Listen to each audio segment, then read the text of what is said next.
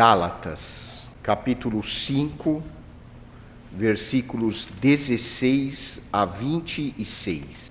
Diz assim a palavra de Deus: Digo, porém, andai no Espírito, e jamais satisfareis a concupiscência da carne. Porque a carne milita contra o Espírito, e o Espírito contra a carne, porque são opostos entre si, para que não façais o que porventura seja do vosso querer. Mas, se sois guiados pelo Espírito, não estais sob a lei. Ora, as obras da carne são conhecidas, e são prostituição, impureza, lascívia, idolatria, feitiçarias, inimizades, porfias, ciúmes, iras, discórdias, dissensões, facções, invejas, bebedices, glutonarias e coisas semelhantes a estas, a respeito das quais eu vos declaro, como já outrora vos preveni, que não herdarão o reino de Deus os que tais coisas praticam. Mas o fruto do Espírito é amor, alegria, paz, longanimidade, benignidade, bondade, fidelidade, mansidão, domínio próprio. Contra estas coisas não há lei. E os que são de Cristo Jesus crucificaram a carne com as suas paixões e concupiscências. Se vivemos no Espírito, andemos também no Espírito. Não nos deixemos possuir de vanglória, provocando uns aos outros, tendo inveja uns dos outros. Oremos. Santo Deus, nosso Pai, nós pedimos que Tu perdoes os nossos pecados e que o Teu Santo Espírito esteja iluminando as nossas vidas, os nossos corações e capacitando-nos agora a compreender a mensagem da Tua Palavra. Nós te pedimos agradecidos, em nome de nosso Senhor e Salvador Jesus Cristo. Amém.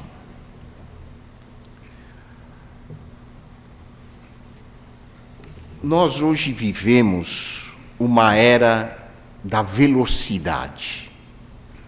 Tudo é rápido, tudo tem um ritmo acelerado. Quando nós abrimos o nosso computador, nós nos irritamos se há algum tipo de lentidão no sistema. Tudo é rápido, tudo tem que ser acelerado. Até o nosso ritmo em casa, no trabalho, até mesmo no lazer, nós temos a impressão que nós vivemos apressados. E essa aceleração nas nossas vidas, até no nosso hábito de pensar, de raciocinar, tem efeitos colaterais. Um deles é que nós temos pouco tempo ou pouca disposição para fazer reflexões mais profundas sobre a vida. E se há algo que caracteriza o ser humano hoje, se há algo que marca o tipo de relações que nós vivemos hoje, é a superficialidade. O nosso mundo se tornou superficial. A nossa cultura se tornou superficial, a nossa maneira de agir, de pensar, de sentir, é cada vez mais superficial. Isso se reflete também na forma como nós nos apresentamos aos outros.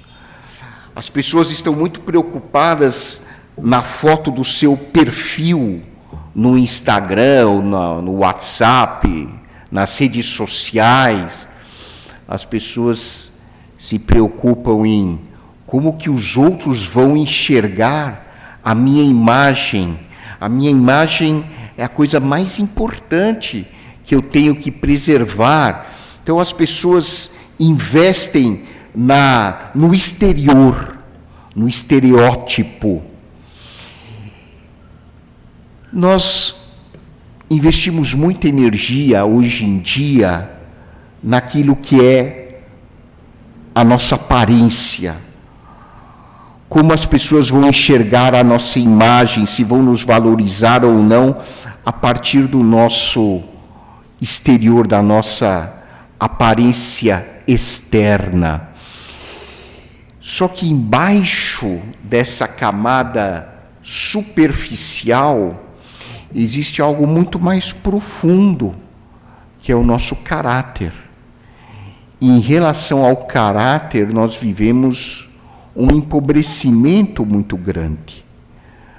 As pessoas hoje não investem o seu tempo em aprimorar, em desenvolver o seu caráter. Nós investimos no externo e deixamos de investir naquilo que realmente tem valor, que é o nosso interior, o nosso coração, o nosso caráter. Isso leva a um empobrecimento, não só das nossas vidas, espiritualmente falando, mas leva a um prejuízo cada vez maior nas nossas relações familiares, sociais, profissionais.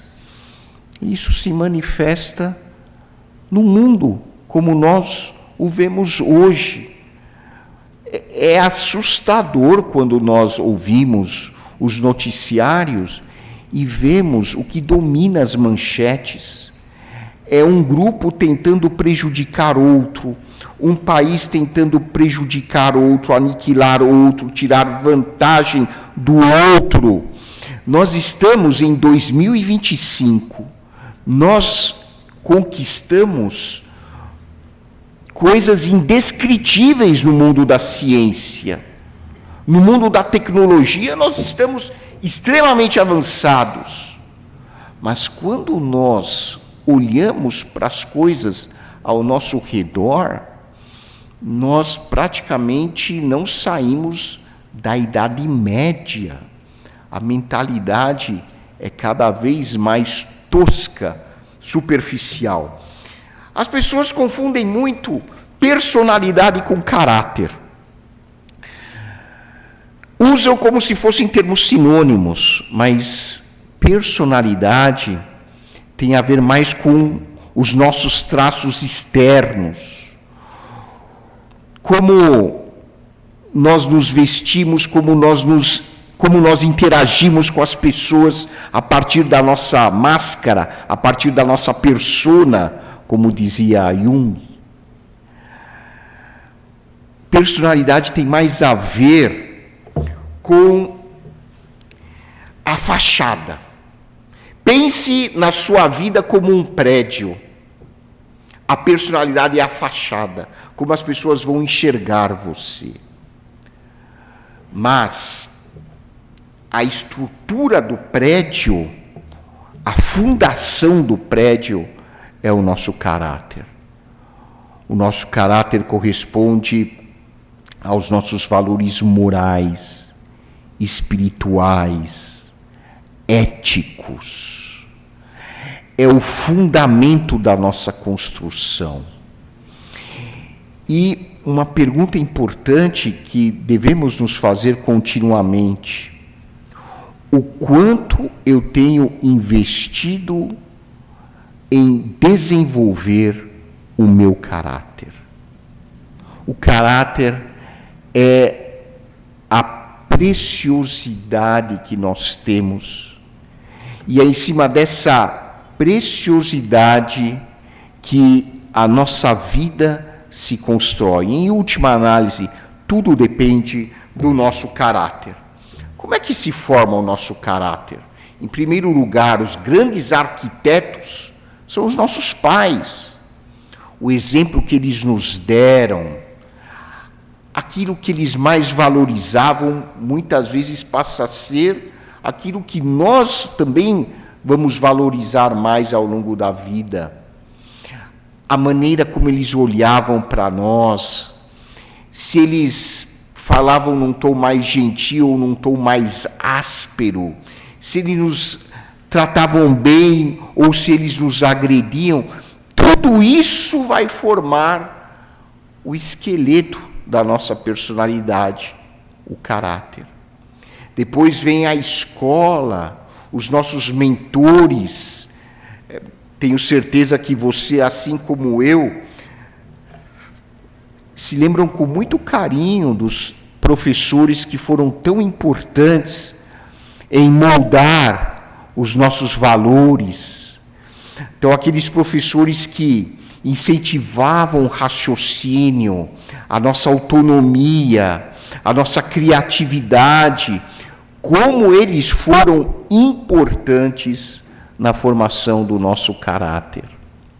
A cultura também tem um grande papel na formação do nosso caráter.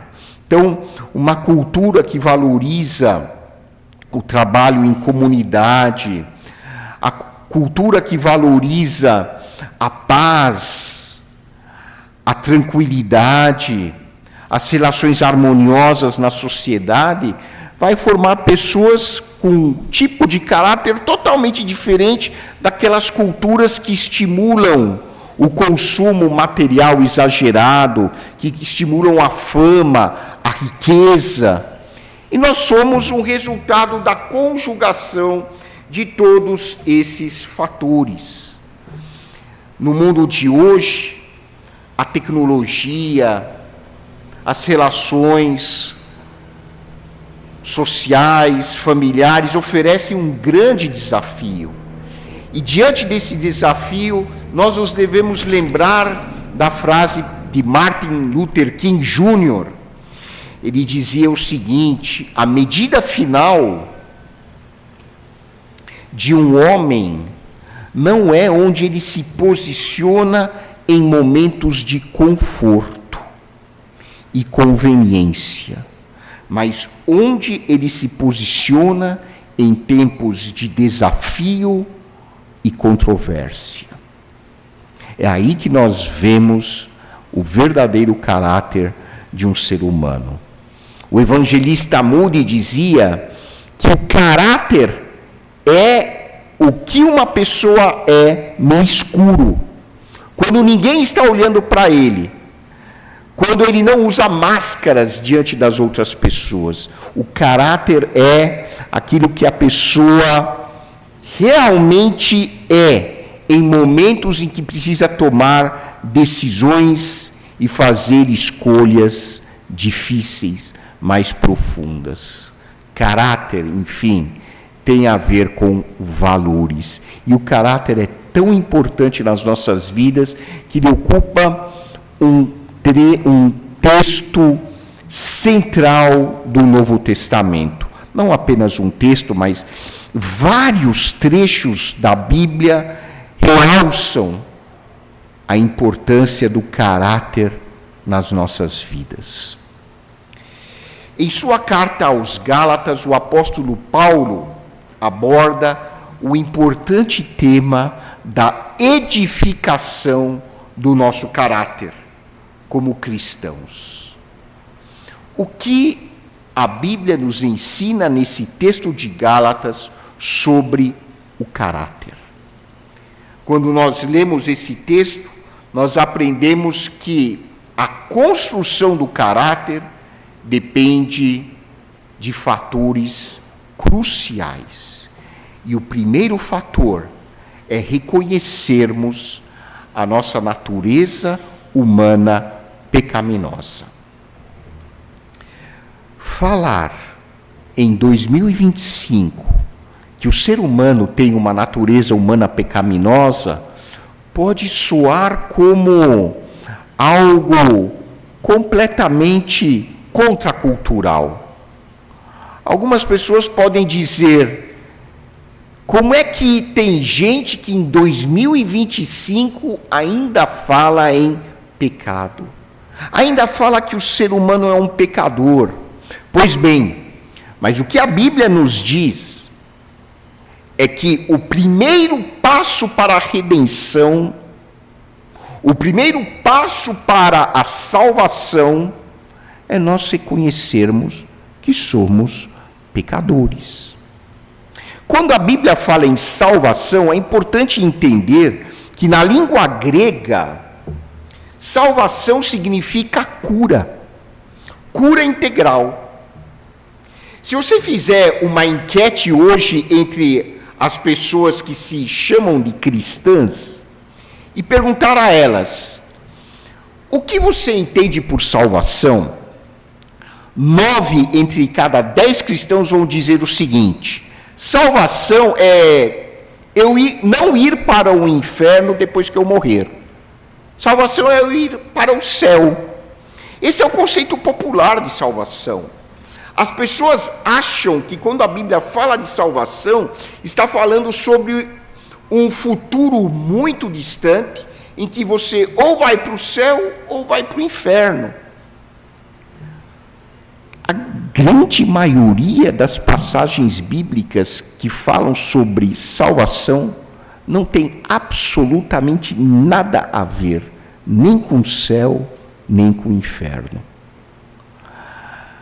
A salvação diz respeito ao aqui e agora. É como você vive hoje. Como está a sua vida hoje. Como você vai viver quando sair da igreja e voltar para sua casa. Como você vai viver quando amanhã tocar aquele bendito despertador 5h30 da manhã e você tiver que ir para o trabalho. Salvação tem muito mais a ver com o hoje do que com o futuro, céu ou inferno, o que for.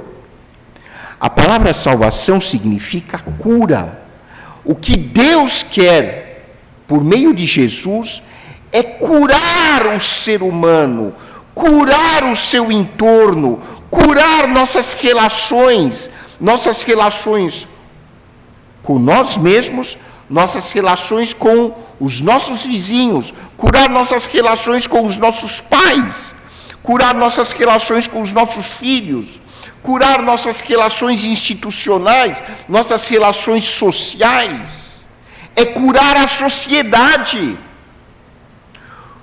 Hoje, a nossa sociedade necessita mais do que nunca de salvação, de cura.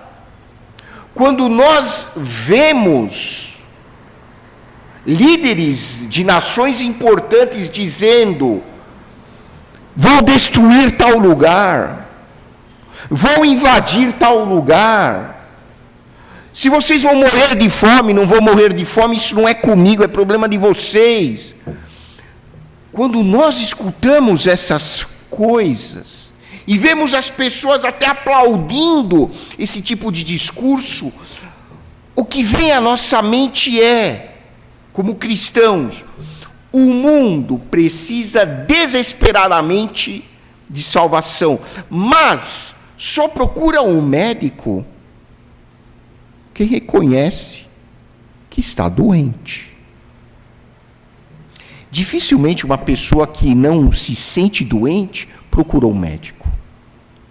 Dificilmente, ou melhor dizendo, é impossível que uma pessoa seja curada espiritualmente, mentalmente, se ela não reconhecer que ela é pecadora.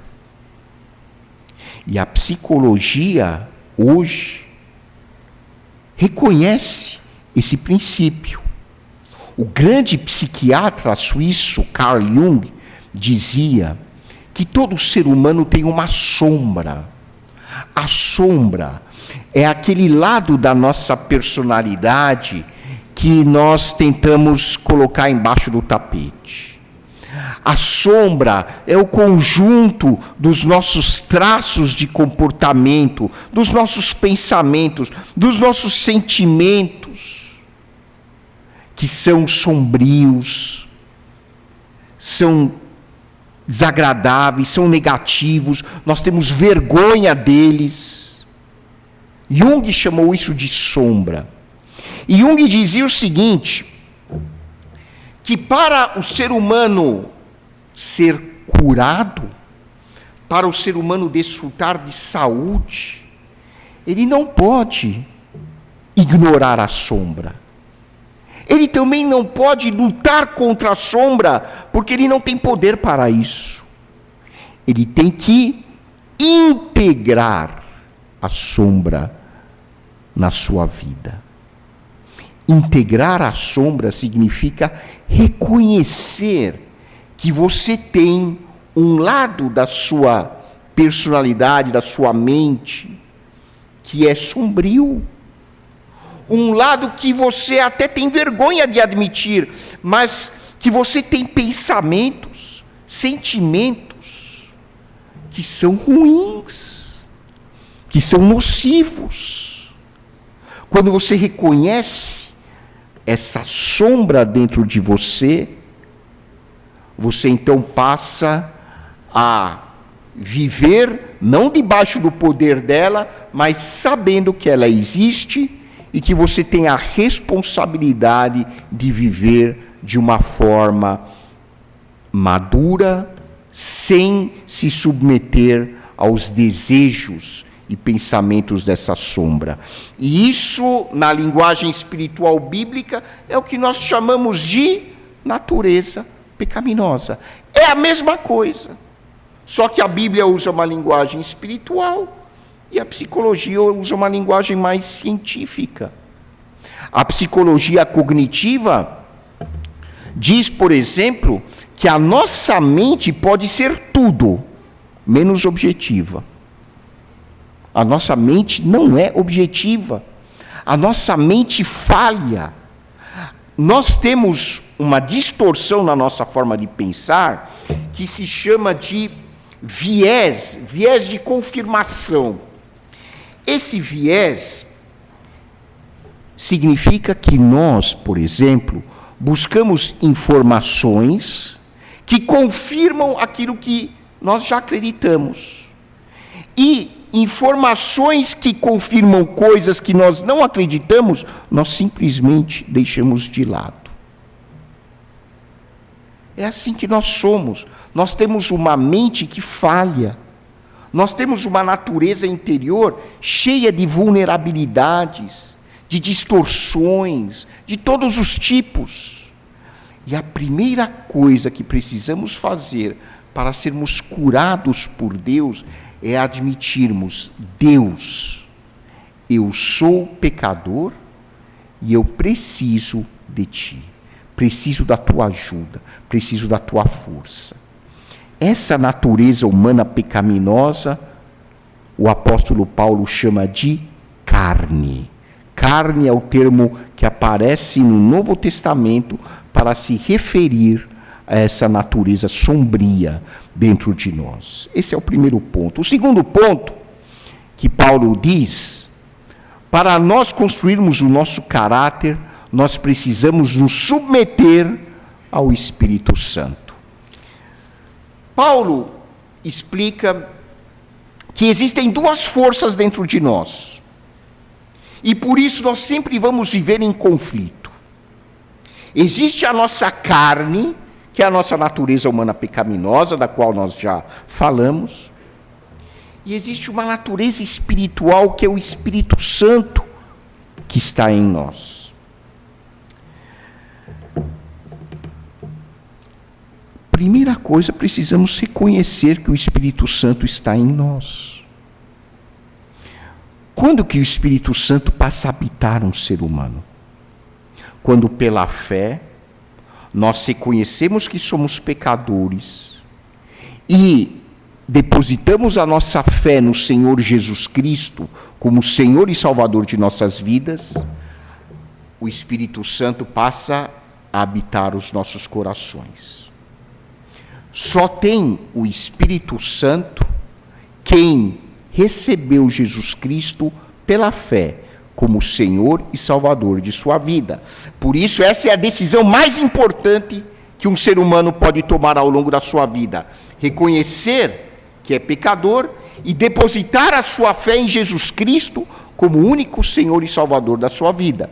Quando o ser humano toma essa decisão, o Espírito Santo passa a habitar o coração dela. E a partir desse momento, a vida não se torna um jardim cheio de rosas. Pelo contrário, Aí começa o conflito. E o apóstolo Paulo diz que nós, como cristãos, continuamos tendo a nossa natureza humana pecaminosa, com seus desejos egocêntricos, com a sua arrogância, com o seu orgulho, com a sua lascívia.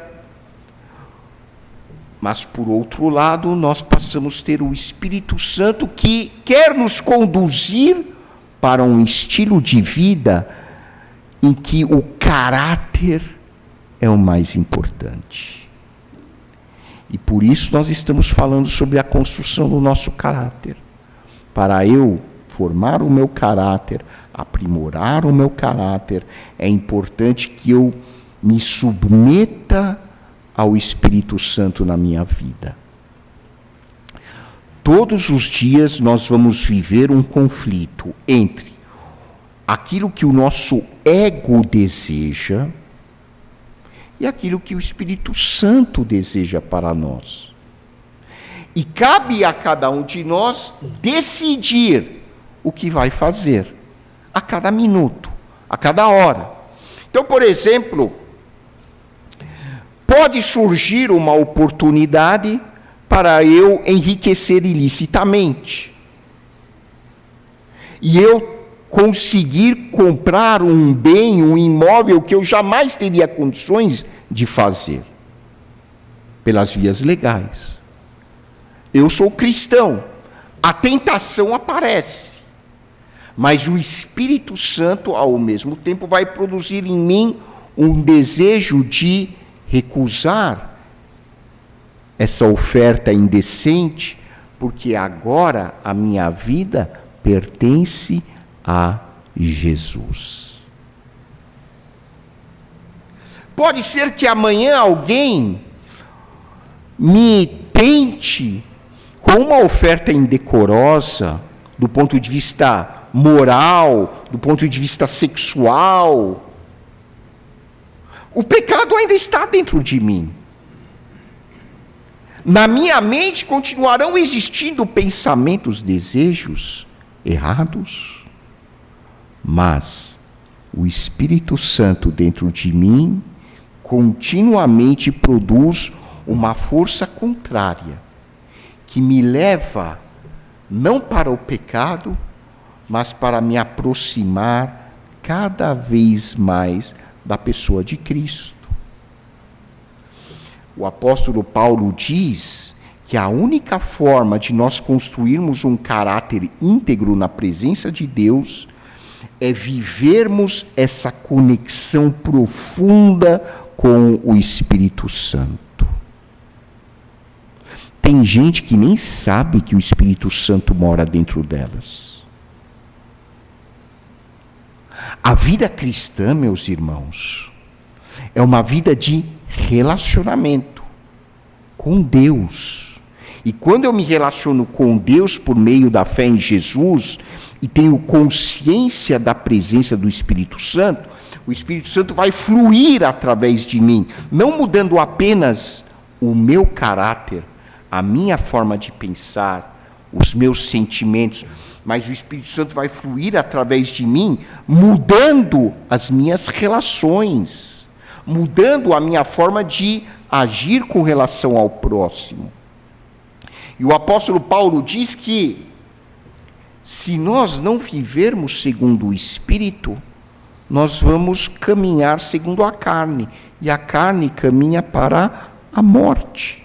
As obras da carne, segundo o apóstolo Paulo, são imoralidade sexual, brigas, divisões, violência, discriminação, preconceito. O nosso mundo é um retrato das obras da carne. Quando nós olhamos para o que está acontecendo ao nosso redor, à nossa frente, o que nós assistimos é tudo aquilo que a carne produz, tudo aquilo que o pecado produz. E às vezes essas coisas acontecem dentro dos nossos lares. Às vezes acontece dentro das igrejas. Onde o ser humano está, lá está o pecado, lá está a carne, lá estão as obras da carne. Mas, diz o apóstolo Paulo, vocês devem compreender que quando vocês creram em Jesus, vocês crucificaram a carne com as suas paixões e concupiscências. Dia a dia eu preciso me conscientizar que o rói carnal, o rói que deseja tudo aquilo que é ruim, esse rói está pregado na cruz com Cristo. E eu vou viver uma vida de uma pessoa como se fosse ressuscitada espiritualmente com Jesus. Aquilo que o Espírito Santo produz dentro de mim. É esse impulso que eu vou seguir, e é assim que o Espírito Santo vai construindo o nosso caráter. Veja, quem vai produzir o seu caráter, na verdade, não é você. É o Espírito Santo. Você e eu não temos poder para construir o nosso caráter.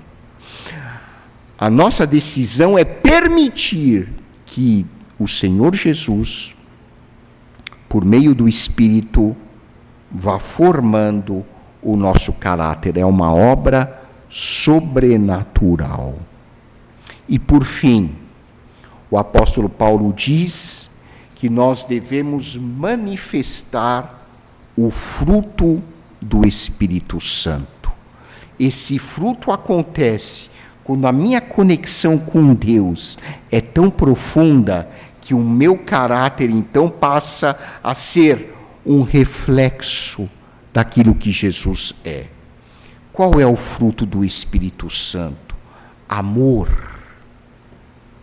alegria, paz, paciência, gentileza, bondade, fidelidade, mansidão, domínio próprio. Esse é o caráter que Deus quer produzir dentro de você e de mim. Isso é a cura. Isso é a salvação. Isso é a verdadeira libertação. Isso pode e deve ocorrer todos os dias das nossas vidas. O fruto na árvore começa verde. E aí ele vai amadurecendo. Se você come um fruto, uma fruta verde, ela é azeda, às vezes amarga. A pessoa que tem pouco tempo de conversão a Cristo, ou a pessoa que não investe no desenvolvimento do seu caráter, é como essa fruta azeda. As pessoas sentem que ela é tóxica, porque às vezes ela até vai para a igreja, ela se comporta como cristã, mas ela ainda é imatura. Ela é carnal, arrogante, orgulhosa, vaidosa. Todos nós passamos por essa fase. Mas o tempo passa, a fruta tem que virar o quê? Madura. Hoje, eu tenho que estar mais maduro do que ontem. E muito mais maduro do que quando eu recebi Jesus na minha vida. Agora, aquela fruta madura, pensa numa manga, num mamão, numa melancia madura, ela é doce, ela é gostosa. Todo mundo fala, olha, como aquela fruta é boa, que delícia. Vamos colocar na nossa salada de frutas, porque ela é saborosa, dá vontade de comer. E o fruto do Espírito nas nossas vidas é assim. À medida que você vai desenvolvendo o seu relacionamento com Jesus, o caráter vai passando do verde para o maduro. As pessoas vão olhar para você e vão dizer: poxa, aquele camarada, eu conheci aquele camarada no passado, como ele mudou, agora é uma pessoa bacana, não xinga mais a esposa, não xinga mais os filhos, trata bem os outros. Você tem que ver o meu patrão, agora ele trata bem os funcionários. O meu filho, tem que ver como ele mudou depois que recebeu Jesus, saiu das drogas, agora é um rapaz sério, trabalhador, humilde. É isso, gente. Isso é a vida cristã. Isso é a salvação que Cristo quer proporcionar a cada um de nós. É a transformação do nosso caráter. Que nós possamos reconhecer que somos pecadores. Que possamos nos submeter diariamente à sabedoria do Espírito Santo. E que todos os dias possamos viver uma conexão profunda com o Espírito Santo, que permita que o nosso caráter seja cada vez mais uma evidência do fruto do Espírito Santo em nossas vidas. Que Deus nos abençoe. Boros arakiali kahadatsinerun urakvads namagin himnavads mer Christoneagan panavorutian garutsuma gahiale garevor corzonere. Escăspănachete mersagan martcain pănutiună janchnalane. Vormez garaci norte honarhutian ev mezme avelimeț panimă abavinutian șenorchin der dalov. Aba, betke hânazantet sănenc mergiancheră surp hochiin. Tui dalov vor an araci norte mercorzeră. Mă dațumnerăn u îscațumneră. Ais hânazantutiună mezgă pohatre Gikiev daknabi gianchemă asvazain korzak tsutian ev hoski jamportutianmă. Ais hans narutian artiuncă hokin băduhin zarkatsumăne vor ganonerut sangmăce ail astuzohet gabvați gianchimă pânagan percă. Ais băduhă mermeci Cristosi pun până vorutian haidnutiunăn e. Gerbarana pohelov mer eutiună miain mer corze la gerbin poharen. Aniga hansnarutian ev corzak tsutian șarunagagan corzântațmăne vor gartiuna vorvi până vorutiampmă vor garda tsolatsăne astudzo keheț gutiunăn useră. Verci vercio amen or gărnanc hasunal ev zarcațănel cristoniaimă iskagan până vorutiună vor gabațuțvi surp hochiin băduhofă ortneală la asutzohosc.